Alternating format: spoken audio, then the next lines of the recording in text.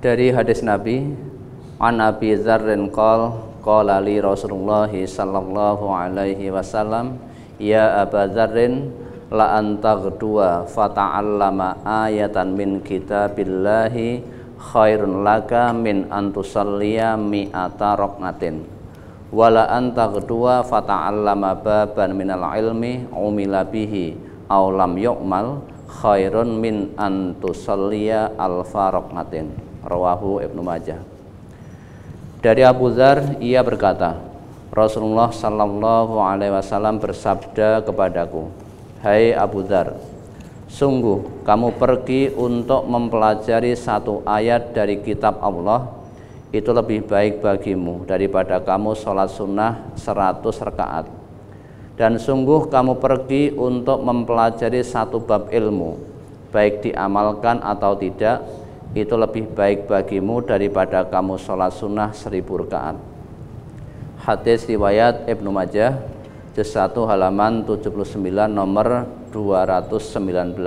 Keterangan hadis ini oleh Al-Munziri di dalam Targhib wa Tarhib dinyatakan sanadnya hasan, tetapi di dalam kitab Majma'uz Zawaid didhaifkan oleh Al-Haythami karena di dalam sanadnya ada dua perawi yang dhaif, yaitu Abdullah bin Ziyad dan Ali bin Zaid bin Jud'an. Hadis ini sering kami dengar dengan baik di kajian Ahad pagi maupun di cabang, bahwa pernah disampaikan di Ahad pagi bahwa hadis itu dhaif dan sebaiknya ditinggalkan. Juga pernah disampaikan di cabang itu dhaif, tapi ada hadis yang bersesuaian dengan hadis yang lain. Untuk itu mohon tausiahnya. Loh, udah jelas banget. Jadi hadis itu oleh Al-Munziri dikatakan sanadnya hasan. Hasan itu apa? Baik sanadnya.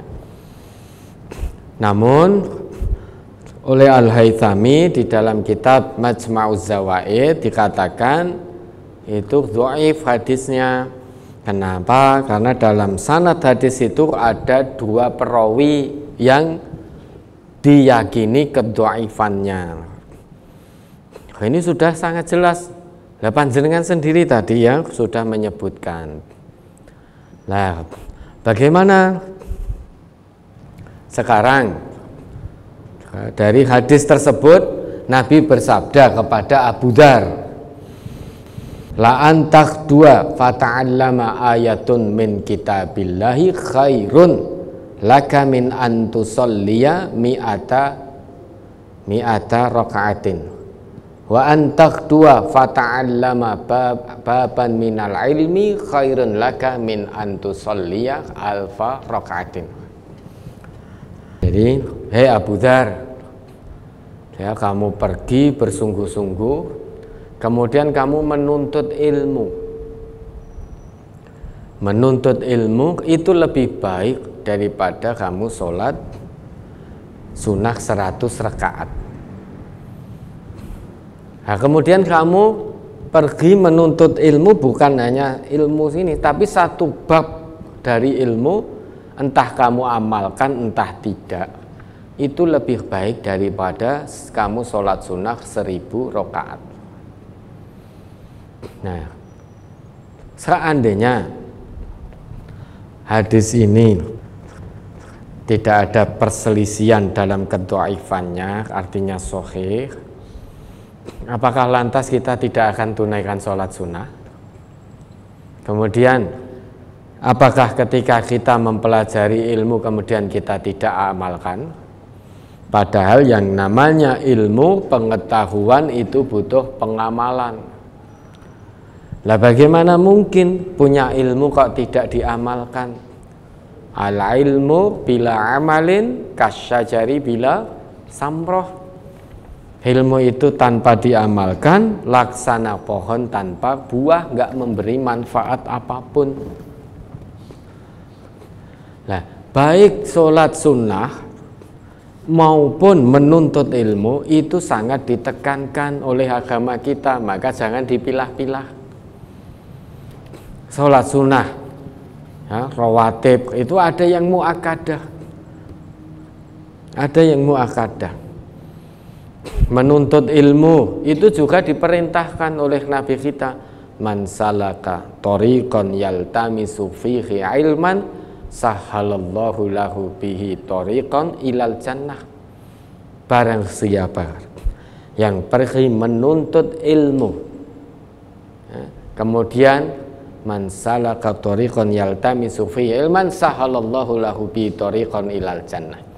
Menuntut ilmu fisabilillah, Allah akan mudahkan jalannya menuju surga. Artinya apa? Setelah menuntut ilmu kemudian diamalkan, sehingga ilmu pengetahuan yang didapat bisa mendorong dirinya untuk beramal soleh. Nah sekarang percuma pengetahuan, punya ilmu, tetapi tidak bisa mendorong dirinya untuk beramal soleh. Percuma, tidak ada manfaatnya. Artinya orang yang menuntut ilmu dan mengamalkan ilmunya, itulah yang dimudahkan jalannya menuju surga. Di samping itu Allah juga Nabi juga pernah bersabda, idza marartum bi riyadil jannah farta'u. Jika kamu berjalan melewati riyadul jannah, taman-taman surga yang ada di dunia ini, farta'u, maka merumputlah. Para sahabat bertanya, wa ma riyadul jannah? Apa itu taman-taman surga yang ada di dunia ini? Nabi menjawab, hilaqud dzikri. Halaqah zikir. Kajian-kajian yang bisa mendekatkan diri kita kepada Allah, bisa mengingatkan kita kepada Allah. Nah sekarang ilmu yang mampu mengingatkan kita kepada Allah berarti ilmu itu diamalkan. Kalau ilmu tidak diamalkan baru sebatas berhenti di otak sebagai pengetahuan saja. Kalau hanya sebatas pengetahuan maka tidak membawa manfaat. Karena pengetahuan itu butuh pembuktian, yaitu berupa amal soleh. Amal soleh itu harus diamalkan, dipraktekkan. Jangan sampai hanya sebatas pengetahuan, berhenti di otak. Jangan-jangan otak kita Quran, otak kita sunnah, namun hati kita setan karena tidak mau mengamalkan. Karena pengamalan ilmu itu dasarnya qalbun, dasarnya hati. Dasarnya hati. Qalbun itu sebagai filter, jadi semua masuk. Bisikan yang baik masuk, ilmu-ilmu yang baik masuk, ilmu-ilmu yang buruk masuk. Itu disaring oleh hati yang disebut qalbun. Kemudian dipilah, kemudian dieksekusi oleh hati yang disebut fuadun. Maka dieksekusi oleh hati yang disebut fuad itu. Maka yang dimintai pertanggungjawaban oleh Allah adalah fuad, karena fuad berfungsi sebagai eksekutornya, bukan qalbun. Qalbun ini untuk memfilter, memilah, memilih. Kadang qalbun ini ada bisikan baik, kadang ada bisikan buruk. Nah, dari bisikan baik dan buruk ini kemudian dipilah, kemudian ditentukan, diamalkan. Kalau hatinya tidak condong kepada Allah, dia akan memilih yang buruk untuk diamalkan. Fuadnya akan mengatakan itu. Kalau yang difilter, yang dipilih kebaikan, maka fuadnya akan mengamalkan yang baik-baik. Nah, jadi baik sholat sunnah maupun menuntut ilmu kemudian diamalkan, semuanya perintah agama. Itu sangat ditekankan.